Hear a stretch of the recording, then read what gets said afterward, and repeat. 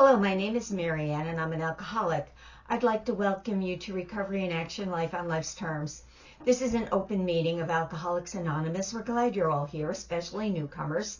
In keeping with our singleness of purpose and our third tradition, which states that the only requirement for AA membership is a desire to stop drinking, we ask that all who participate confine their discussion to their problems with alcohol. This is an open Big Book step study meeting where we discuss the 12 steps of recovery as they're written in the Big Book of Alcoholics Anonymous, with the focus on their application in everyday life and recovery. This is the 9th session of the 7th cycle of the workshop that was presented on September 28, 2024, where we continued the 5th and 6th steps and began the 7th step. Next week, we'll continue with the 7th step. If you would like to contribute to the 7th tradition, you may do so using the QR codes displayed. Contributions are applied towards the group's expenses and support our service offices. Recordings of the workshop are available, and if you would like to be placed on the distribution list, please send an email to recoveryinaction462@gmail.com to receive the links. Please note that the group Conscience has decided to reclassify the listings of these videos as public on YouTube, so please feel free to share if you would like. The workshop typically begins with a brief meditation in which an inspirational music video is played. Because of copyright restrictions, it cannot be on the video. However, a link is provided, and I suggest you take a minute, view the video, and take a brief meditation for yourself before you begin the workshop. As the recording begins, the workshop is already in session. Feel free to contact me if you have any additional questions or require my assistance further. I hope you enjoy the workshop. Another custom of this group is to start the workshop by saying the full version of the Serenity Prayer. We're all familiar with the first part, but many of us are unaware that there is a second part to it, and I believe it's this second part of the prayer that reflects what recovery is all about. So if you would all please join me in the Serenity Prayer. God, grant me the serenity to accept the things I cannot change, courage to change the things I can, and the wisdom to know the difference. Living one day at a time, enjoying one moment at a time, accepting hardship as the pathway to peace, taking as he did this sinful world as it is, not as I would have it, trusting that he will make all things right if I surrender to his will, that I may be reasonably happy in this life and supremely happy with him forever in the next. Amen.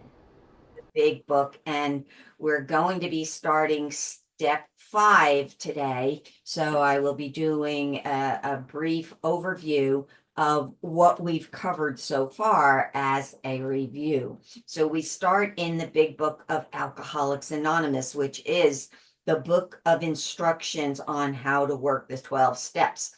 The 12 steps are the set of instructions of how to get rid of the things that are blocking us off from our higher power, how to get connected to God, and how to stay surrendered from alcohol making our life unmanageable.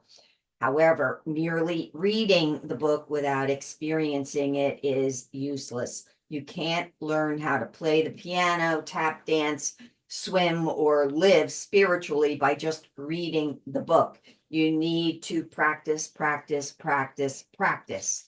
So we're looking in the book, which states on the cover page that this is the story of how many thousands of men and women have recovered from alcoholism. And that means that the problem is removed. I do not have to make a choice whether I drink alcohol or not, because I do not even think about drinking it.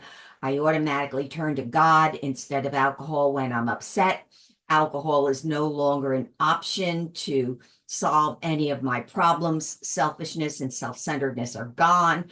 I'm no longer angry, fearful, or harmful, and my old destructive ways of thinking and acting have been replaced by new peaceful ones. So we continue to go on and look at we have recovered. And the 10th step promise, which is on page 84 of the Big Book, had become a way of life. This states, and we have ceased fighting anything or anyone, even alcohol, for by this time sanity will have returned. We will seldom be interested in liquor. If tempted, we recoil from it as from a hot flame. We react sanely and normally, and we will find that this has happened automatically. We will see that our new attitude toward liquor has been given us without any thought or effort on our part. It just comes. That's the miracle of it. We're not fighting it, neither are we avoiding temptation.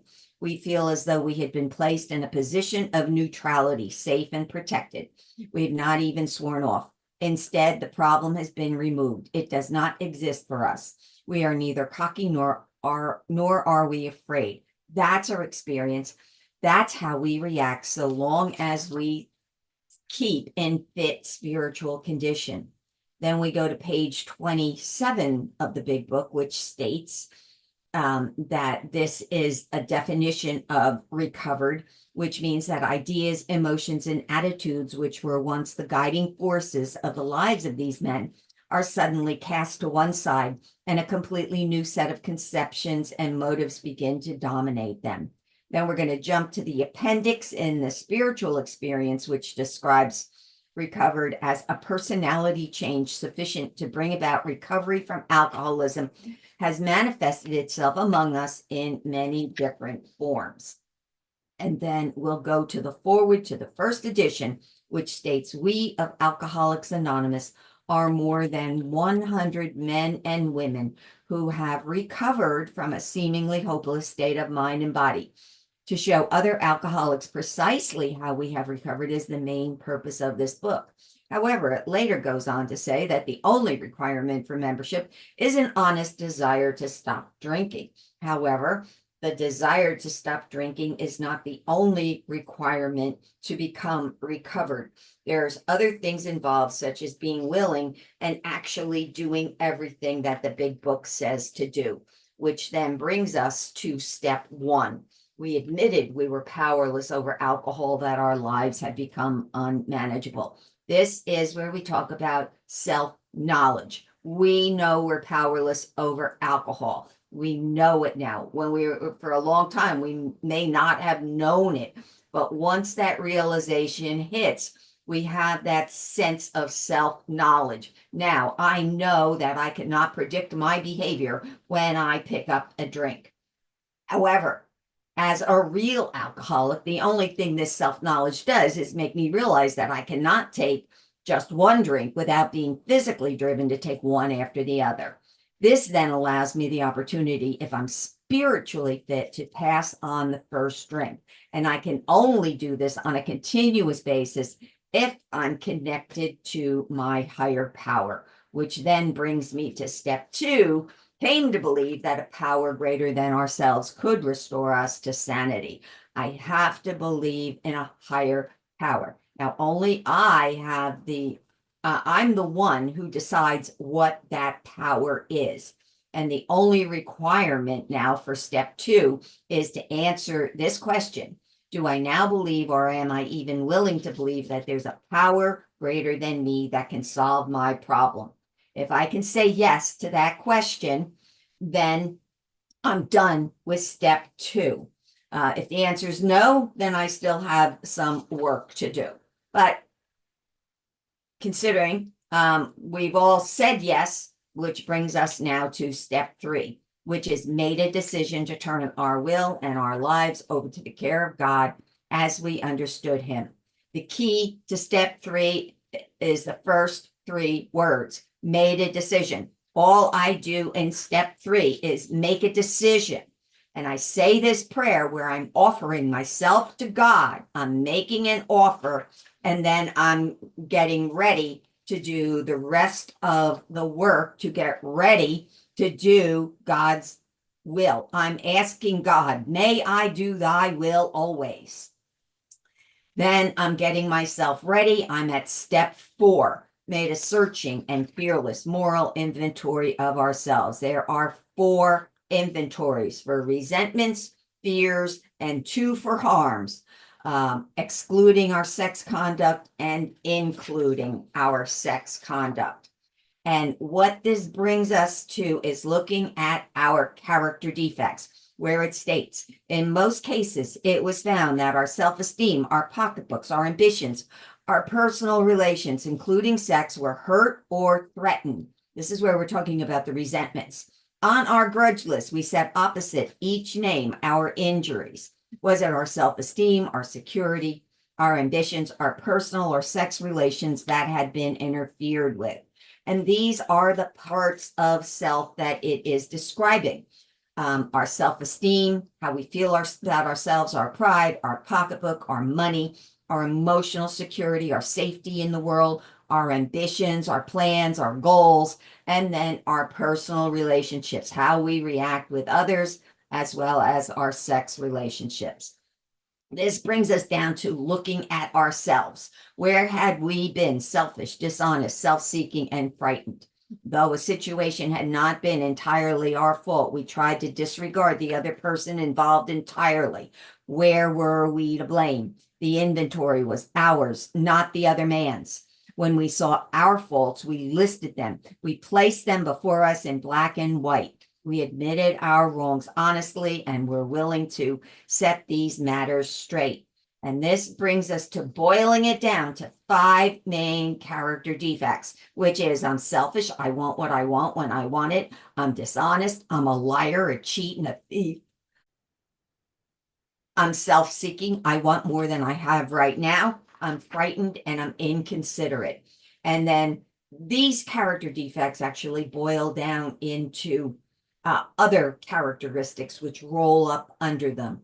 And we have this list of other character defects as well. We can add to it because these character defects are important because in the big book, it lists things like mean, egotistical, indignant, self-pitying, self-centered, and self-delusion. So once we get to steps 6 and 7, the instructions include that we're ready to let God remove from us all the things which we have admitted are objectionable. And it says, every single defect of character which stands in the way of my usefulness to you and my fellows. So while every character defect falls within the major 5 or a combination of them, it's better to be more specific. So for example, people pleasing is really being dishonest, self-seeking, and frightened all at the same time. But people pleasing gives a more accurate description of what I'm actually doing. So we're looking at our character defects because in reality, the same situations will repeat themselves because our character defects continue to play out in the same way, time after time after time. We repeat what we don't repair, and we continue to be unhappy and wonder, why me? Why does this always happen to me? The situation never changes, only the faces. And remember, when we get into our inventories, it's not the person listed on the first in column 1 rather of the resentment inventory causing the unhappiness, but our character defects come into play. So as we went through the 4th step, keep in mind that we're not bad people trying to get good, but sick people who are trying to get well. We may have done some pretty awful things, but those things do not define who we really are. And we've done nothing that we need to be punished for. When we get to steps 8 and 9, we will take actions to correct these harms. So when you're working the steps, you end up with the same personality no matter who you're with. Once your character defects are removed, you no longer have the same negative consequences that were brought into existence by the behaviors you had when you were at step 1. Nor do you have inappropriate reactions to what's going on around you.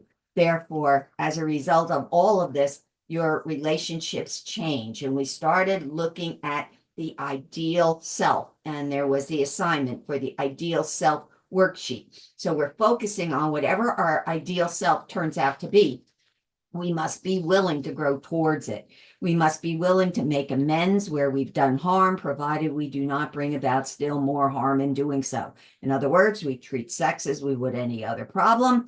And in meditation, we ask God what we should do about each specific matter. The right answer will come if we want it. So we're talking about facts. There's no blame, shame, or guilt associated with any of these. Nothing is good or bad, right or wrong. It's just a fact. And we take responsibility for getting the ball rolling for all of these resentments and realize it was our character defects that allowed us to do the things that we do. So remember, when the rest of the steps are done, if we have any remaining resentments, they may go away after a very short period of time. However, it's important to note that God will only do for us what we cannot do for ourselves. So when we look at our fear and harms inventories, we look at the things that we are capable of doing. And we start to have action plans for moving forward. Once we've done all of these things, now we're at step 5, admitted to God, to ourselves, and to another human being the exact nature of our wrongs. Step 5 is done in different ways depending on the sponsor. And it's a good thing to make sure that you work on any resentments that didn't make sense. Remember, we did that activity where we reversed the resentment. If I hadn't been this, I wouldn't have done that. Therefore, I wouldn't have these bad feelings, and I wouldn't be angry at this person, and therefore I wouldn't have the resentment. So remember, work on that for really looking at your own character defects, and then spend as much time as you need on your inventories before starting step 5, so that it becomes something that is just facing facts. We're not getting into a whole laundry list of stuff. But when we get to page 75 in the big book, it states, when we decide who is to hear our story, we waste no time. Now, to clarify here, the word story does not mean that I was born on such and such a day and tell everything that happened in my life from that point forward. What it means is this is my truth, and my truth or my story is that my life sucked because I was mean-spirited, dishonest, jealous, judgmental, and lazy. So step 5 is not talking about feelings, or is it a psychiatry session? It's not a list of your good qualities. What it is you looking for the things that are blocking you off from your higher power. And these things are your character defects. So when you do your 5th step, you get together with your sponsor so you can admit the exact nature of your wrongs. Now, I'm going to just talk a little bit about this here. When the book was originally written, there weren't a lot of sponsors around. So Bill also said, well, it could be a counselor, it could be a member of the clergy. But now, since the program has been around for a while, there's a lot of people who are good sponsors who have long-term sobriety. So I always suggest you sit down with your sponsor. Unless it's something that is of a therapeutic nature, then you would need to be with a professional. But we're just talking about looking at our character defects. This is not therapy. You can have a counselor for therapy, but that's not what this 5th step is. What we're looking at, the exact nature of your wrongs are your character defects, and every negative thing you ever said, thought, or did, and everything that caused you and those around you to be unhappy was the direct result of a character defect. All you're going to do with your step 5 is read all your character defects out loud from column 5 of the inventory form and all 4 of your inventories. So as you do this, you're going to see that the same character defects come up over and over and over again. So after reading all of your character defects, you're going to tell your sponsor your deepest, darkest secrets, the things you thought, said, or done that have caused you to be embarrassed, ashamed, or guilty. The things you do not want the world to know. This might include things you've never told your best friend or your spouse. And again, this is only about your behavior, not anyone else's. A reminder that your sponsor should be a safe place for you. You should be able to say anything you want without being judged or criticized. Anything discussed should not be repeated to anyone else. You should feel like you have the best sponsor in the entire program. There should be trust and mutual respect without any fear or anger. And if you don't feel this way about your sponsor, then I suggest getting a new sponsor. So it's important to note here that step 5 is done so that you can see what's blocking you off from your higher power. Basically, what's causing your problems. The purpose of step 5 is to have the things blocking you off from your higher power revealed. So it's important to note that step 5, again, is done to help you see that you have a block. Something's getting in the way between you and your higher power. And this is what's causing your problems. Anything other than looking at the character defects will turn this into a selfish, self-centered, egotistical event and give you the opportunity to justify how you feel and continue to blame other people. Therefore, again, the purpose of step 5 is to have those things revealed. And that's basically where we're finishing up with step 5, because preparation is the key. This is the pre-step 6 preparation part. So once you sit down and you go over all of your character defects with your sponsor, this is where we get ready for step 6. So it states that returning home, we find a place where we can be quiet for an hour, carefully reviewing what we have done. We thank God from the bottom of our heart that we know him better. Taking this book down from our shelf, we turn to the page which contains the 12 steps. Carefully reading the first 5 proposals, that means steps, we ask if we have omitted anything, for we're building an arch through which we shall walk a free man at last.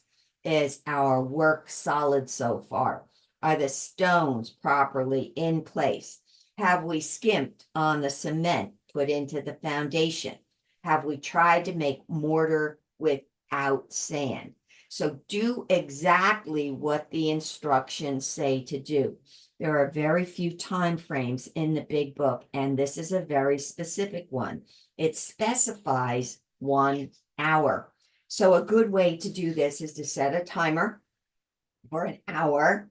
And if you finish before the timer goes off, use the time to rest or pray, meditate, write a gratitude list, think about things that you're grateful for. But this is the one of the few times where it specifies an hour. So give yourself that hour. So the instructions for steps 4 and 5, which are the steps that deal with us, are now complete. And it's time for us to move to steps 6 and 7. Steps 6 and 7 are where a shift takes place. With step 6 and 7, we start talking to God and asking him for his help. We'll start on step 6. And step 6 is relatively short, as was already stated. Step 6 is we're entirely ready to have God remove all these defects of character. And the next instruction is on page 76, which comes right after the questions pertaining to our work being solid. And it states, if we can answer to our satisfaction, we can then look at step 6. We've emphasized willingness as being indispensable. Are we now ready to let God remove from us all the things that we have admitted are objectionable? Can he now take them all, every one? If we still cling to something we will not let go, we ask God to help us to be willing. Okay, so where we're at with this is where we're going to start doing some homework.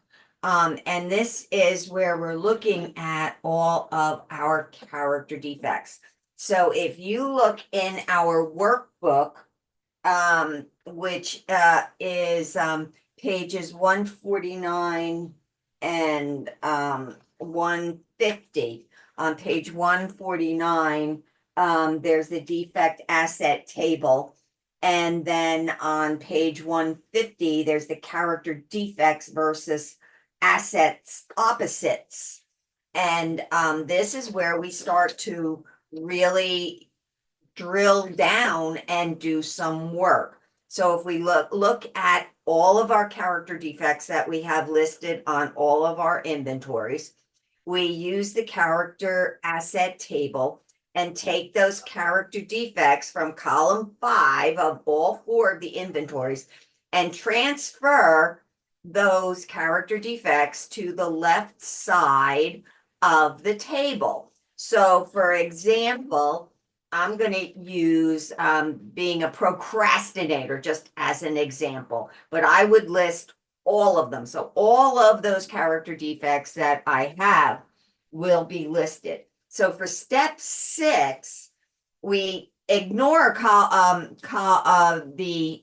other column, the right column, and we only focus on the left column, which has the character defects. We'll address the other part, the other side, in step 7. That's where we'll start looking at the assets. But if you look at, we can find the procrastinator. I can't see it; it's too small. But it's over here. Procrastinator. Here we are. This is where the procrastinator is. So we're going to take it from the defect and we're going to put it in the left-hand column. And step 6 consists of just listing all of those character defects in the left-hand column, because what we're getting ready to do is be someone we've never been before.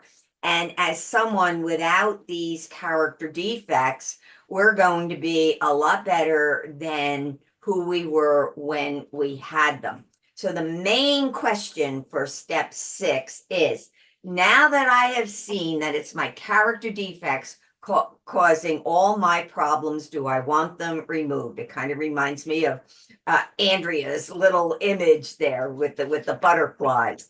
But that's what we're saying. Here I am a caterpillar, and I'm looking in the mirror, looking at the possibility of what I'm going to be. Do I want to fly as a butterfly? Do I want to transform? Do I want to go through that process? So what we do is we read over the list of all of the character defects that we just wrote down, and we ask ourselves that question: do you want them removed? Hopefully your answer is yes.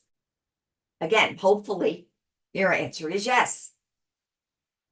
If not, we ask God to help us to be willing. And that is it for step 6, which brings us right to step 7, where we humbly ask God to remove our shortcomings. And these instructions are on page 76. And it states that when we're ready, we say something like this. This is the 7th step prayer, which I just love. My Creator, I am now willing that you should have all of me, the good and bad. I pray that you now remove from me every single defective character which stands in the way of my usefulness to you and my fellows. Grant me strength as I go out from here to do your bidding. And I add, amen.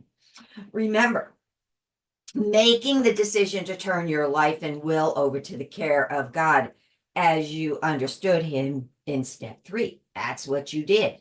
You made a decision in step 3. Steps 4, 5, and 6 were the start of the footwork towards turning your life and will over. Step 7 continues that footwork. Step 7 is where we give God permission to mold us into who he wants us to be. So we want to we're looking at our character defects, which now brings us back to that defect asset table. This is where the footwork for step 7 is. It's to return. We go back here. Now we look up each individual character defect. Okay. And we find it. And here is where the asset is. So we write that asset here.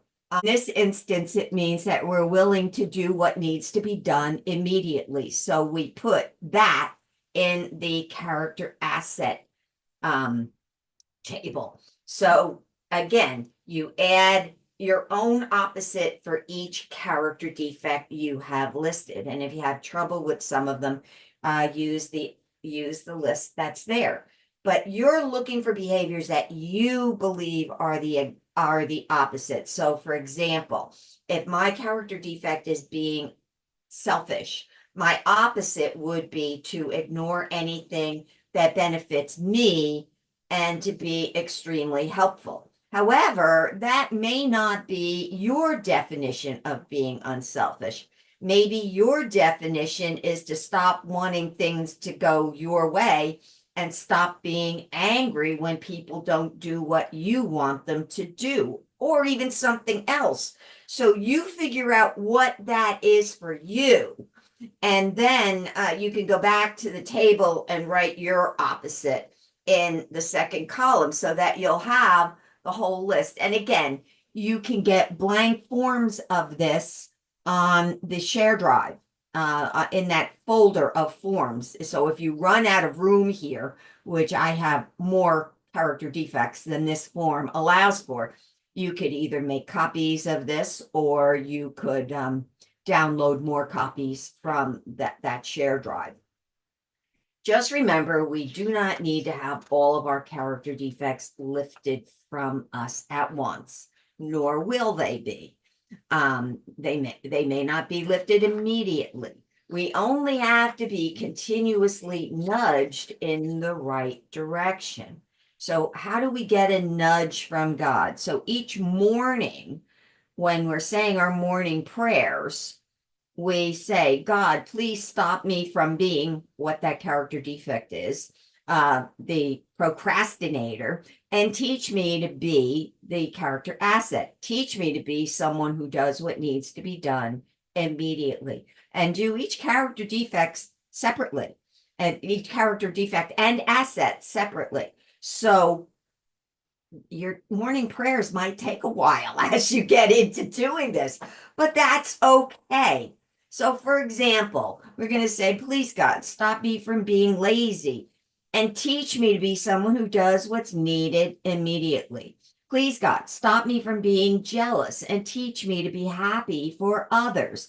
Please God, stop me from being mean-spirited and teach me how to be kind. So throughout the day, when these character defects crop up, which they will, immediately stop, take a deep breath, and ask God to stop you from being the character defect and teach you to be the opposite, and actually name the character defect and its opposite. And then the next thing is really important. Act as if you're someone who has that character asset. And you're going to continue to do this as well as the morning prayer of asking for the character defect to be removed and taught its opposite until you get to step 10. So remember that God will not immediately remove your defects because nature abhors a vacuum. If the character defect's removed and you don't have the right thing to replace it with, something that might not enhance your life has a chance to come in and be the replacement. So God will give you many opportunities to practice the character asset. And when he thinks you've learned enough and practiced the opposite enough, then he will remove that character defect. And the use of step 7 in step 10 is where the remaining character defects get removed. And I think this is where we need to stop for right now. So next week we will pick up on the portion really looking at how these character defects have been ingrained in our life and in our habits. So we'll pick up with step 7 next week. Thank you so much for your participation. I hope you enjoyed the workshop, and if you have any questions, please feel free to contact me. And now, please join me in our closing prayer, which is St. Faustina's Prayer for Mercy. Eternal God, in whom mercy is endless and the treasury of compassion inexhaustible, look kindly upon us and increase your mercy in us, that in difficult moments we might not despair nor become despondent, but with great confidence submit ourselves to your holy will, which is love and mercy itself. Amen.